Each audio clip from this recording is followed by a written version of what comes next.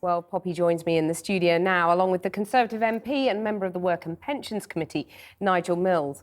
Well, Nigel, you heard Poppy's pretty incredible story there, but it wouldn't have had a happy ending without the benefits that you want to cut. Yeah, I think she was a real example of what you can actually achieve. And I think we should be, I suppose, careful to explain what the Prime Minister was thinking about when he trailed this idea, in that we've got 350,000 people under 25 on housing benefit at a cost of about £2 billion a year. But in the speech where he first trailed it, he didn't recognise there were some people in vulnerable situations who actually do need that help. So there's no plan to take off everybody in that situation. So there'd have to be quite a lot of exemptions, wouldn't there, for people like Poppy, but also people who are parents? I think clearly I think the system terribly fails people who are in care in that situation. The idea we could take them out of care at 16 or 18 and just throw them on the street would be completely ridiculous. I think there have to be exemptions for that sort of category. Well, half the under-25s on housing benefits are parents and 4,000 are homeless, so there's quite a lot of exemptions then. Well, I think we'd probably have to think through exactly how people you'd exempt, but I guess even half a £2 billion saving is worth having in the climate. But I think we should just think about the principle of this, is that a lot of young people leave university, get their first job and have to live at home with their parents. They can't get a house on housing benefit. And I think if we want to try and make a situation where life on benefits is the same as life at work, this is one of those steps. We can't give everyone a house in that situation. OK, Poppy, it's all about the principle.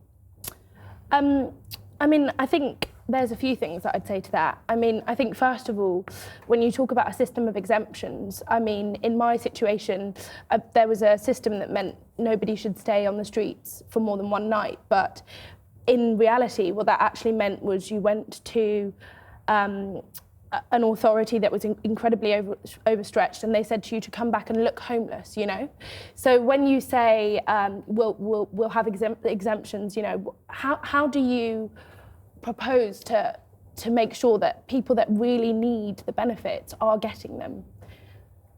Well, I guess you end up with some kind of severe hardship test or something which exists in other benefits already. But except it becomes discretionary and hard to impact. But you don't seem to buy that. No, I really don't. As I say, I've been through the system, and the discretionary systems they have, I think you have no idea of the hoops that they make you jump through, first of all. And I think, second of all, if you're enacting this policy in view of the poor people that have to go back home instead of go out and get a job, what about people that have no home to go to? You're going to send that... I think that was the point the Prime Minister made when he trailed this, was there are clearly some people who just don't have a home, either no home at all to go back to, or a home that's completely unsuitable to go back to, and they would need to be treated differently. And so how would you make sure that would happen?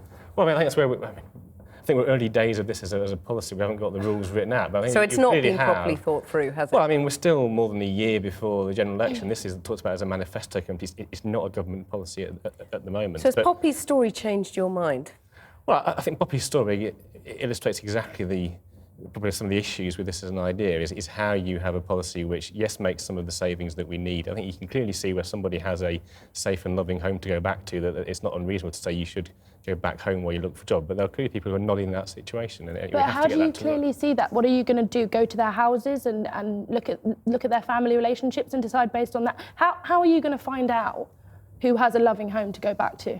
Except that's not an easy situation to have, but I think we're still spending £80 billion a year on welfare. We say we want to find £10 billion a year of savings. That's not an easy thing to in any situation. We're always putting some people in a difficult position. More than half of that money goes on the state pension, for example, yet that's being left untouched, all sorts of pensioner perks. Shouldn't you be looking at that as well as the under-25s?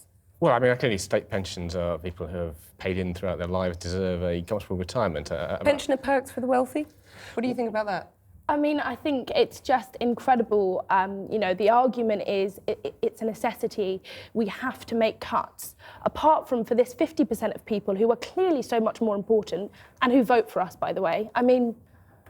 Well, I think once you've retired, you're not really in a position to go back out to work and start changing your own life around. The state pension will be £140. I think that's hugely generous. I'm sorry, I'd love to go on, but we're out of time, I'm afraid. Nigel Mills, Poppy Noor, thank you very much for joining me.